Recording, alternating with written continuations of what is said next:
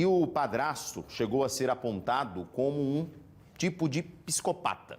Para falar sobre esse perfil, né, e como a gente pode identificar, se é possível identificar exatamente quando uma pessoa tem exatamente alguma psicopatia, a gente recebe aqui no estúdio do Cidade Alerta Alagoas a psicóloga Wilza Claire Rosa.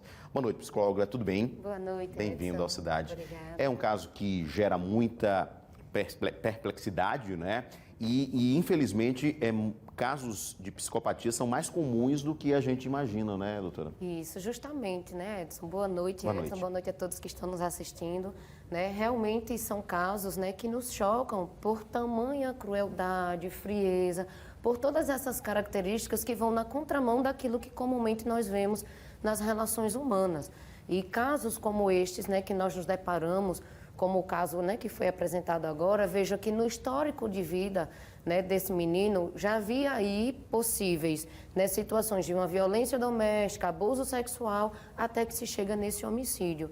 E aí quando o padrasto é apontado, veja que ele tranquilamente, né, verbaliza que quer justiça, mostra como o corpo foi encontrado.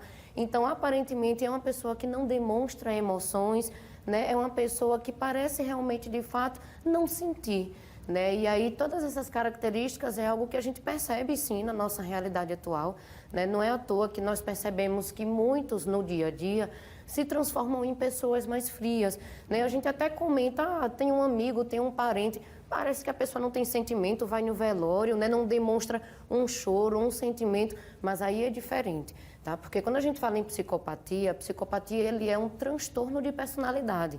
Então é um transtorno que precisa ser diagnosticado, na maioria das vezes por um psiquiatra, e todos os sintomas vão ser avaliados. E o histórico de vida dessa pessoa também, porque é comum muitas vezes na história de vida desse que está na suspeita de ser psicopata ou não, ter sofrido abuso sexual ou negligências, maus tratos na sua infância, ter sofrido agressões também por parte de familiares ou de outros, caso que até então a gente ainda não sabe, como esse que foi comentado anteriormente. Por isso que é sempre importante tentarmos levantar toda a história de vida dessa pessoa, identificarmos como é que era essa pessoa nas suas relações com amigos, com parentes, para que a partir daí também a gente possa esclarecer e chegar a esse diagnóstico. E alguns casos, é claro, podem evoluir para crimes como esse daqui, mas existem psicopatas que não cometem crimes, doutora? Isso, acontecem também, né? Que aí são pessoas que no nosso dia a dia elas vão estar mais tentando se apropriar de benefícios próprios.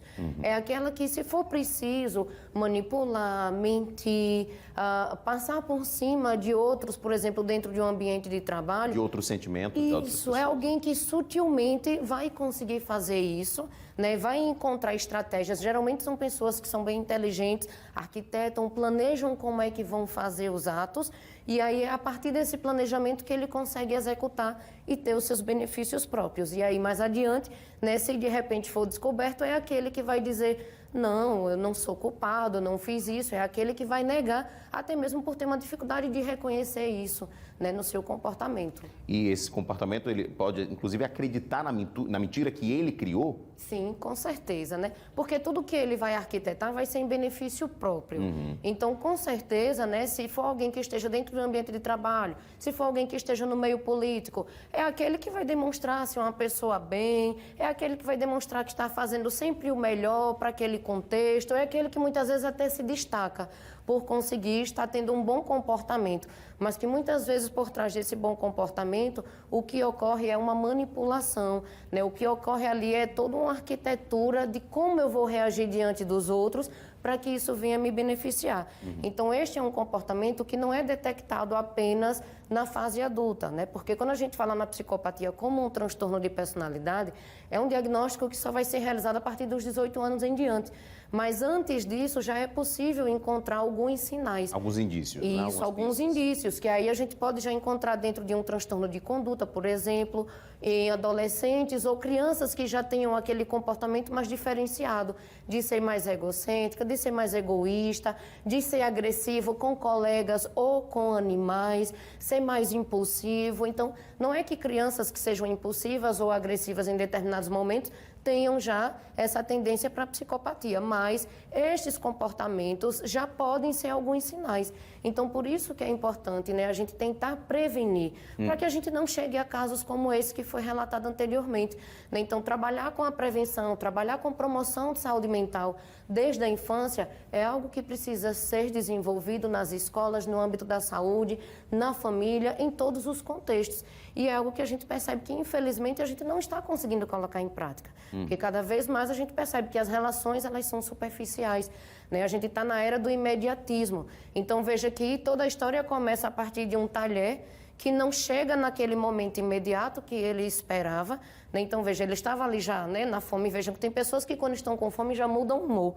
Né? Não estou dizendo que, por causa dessa mudança de humor, ele chegou ao crime, mas é todo um contexto, é toda uma história, tanto do que ocorreu naquele momento, né, que levou ao homicídio da criança, como a gente precisa tentar entender como era a relação dele com essa criança anteriormente no dia a dia e entender a história desse sujeito que está aí hoje, né, já sendo aí com provas, sendo comprovado, né, que foi alguém que praticou o homicídio, né, que houve aí uma história já de violência doméstica com a mulher atual, com a ex-mulher. Com a ex-mulher também, ele está preso inclusive por isso, né? Justamente, e o que é importante é entendermos por trás desse sujeito, por trás desse indivíduo que apresenta todo esse comportamento que nos chama a atenção, que história de vida ele também traz? O que é que ele já carregou ao longo da sua vida para que hoje ele apresente estes comportamentos? Que não justifica, obviamente, né, o crime que ele cometeu. Agora, doutora, só contando alguns pontos, só para reforçar exatamente isso que a gente estava falando, pode soltar as imagens aí.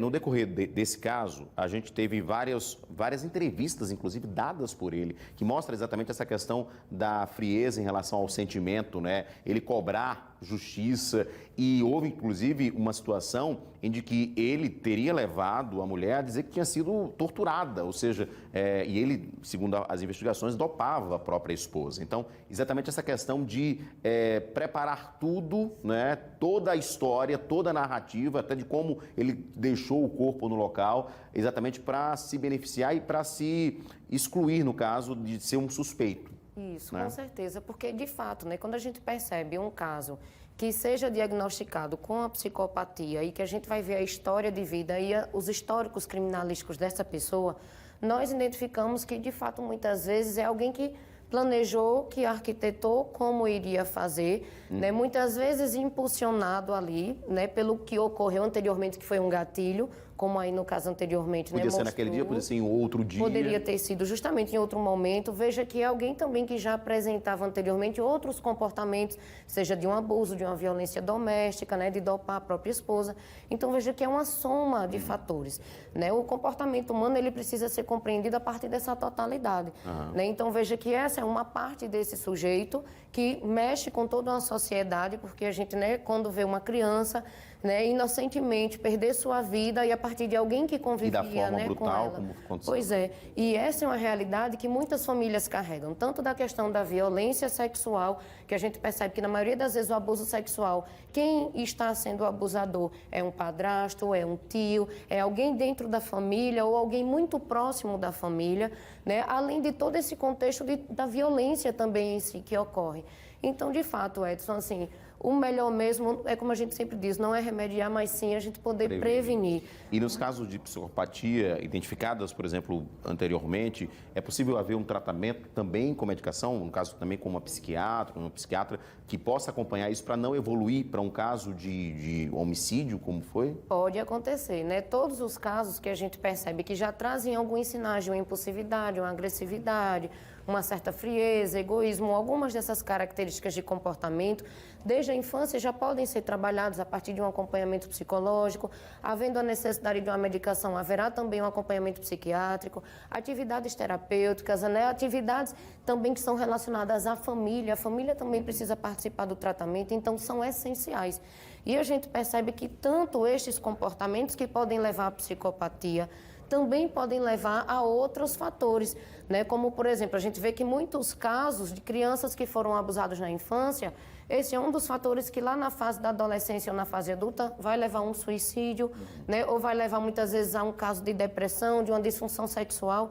Então a gente percebe que os transtornos psicológicos realmente hoje é algo muito comum. Sempre alguém próximo, né, vivencia algo semelhante, mesmo que não seja um caso de psicopatia, mas muitas vezes um transtorno de humor, de ansiedade, e isso é cada vez mais presente desde a infância. Né, doutora? Então precisa de atenção, Edson, com certeza. Estamos agora no Janeiro Branco, que é a campanha que nós trabalhamos a sensibilização e a informação às pessoas para que elas comecem a se cuidar mais, a cuidar da saúde mental, a encontrar formas de se sentir melhor. Porque, de fato, nessa nossa sociedade, o que nós percebemos no nosso dia a dia é que nós estamos cada vez mais distantes do que realmente resgata o ser, do que nos traz bem-estar. E muitas vezes buscamos uma felicidade e nunca encontramos essa tal felicidade. E não percebemos que são pequenos momentos da nossa vida no dia a dia que podem sim nos trazer felicidade e que também existem serviços de saúde, né? Nós temos postos de saúde, CAPS, nós temos ONG como a ONG Cavida, né? Que eu fundei há 8 anos e que vem trabalhando, né, com a sociedade gratuitamente. Então, ao ser identificado uma pessoa ao seu redor que precise de ajuda, seja qual for o diagnóstico, busque um acompanhamento psicológico, busque um tratamento, busque um serviço de saúde e muitas vezes a pessoa que tem o transtorno, ela não percebe, ela não identifica o que ela tem. Então, é necessário que um familiar, que um amigo, que alguém próximo aí perceba estes sinais e comece a tentar se aproximar, conversar abertamente e começar a tentar encontrar essas possibilidades de ajuda. Doutora Wilza Claire Rosa, muito obrigado pela sua participação aqui no Cidade Alerta Alagoas. É importante, a gente traz o caso, se revolta com o caso, mas ao mesmo tempo a gente também abre espaço para esse debate que é importante sobre saúde também, saúde mental. Obrigado, viu, doutora, pela sua participação.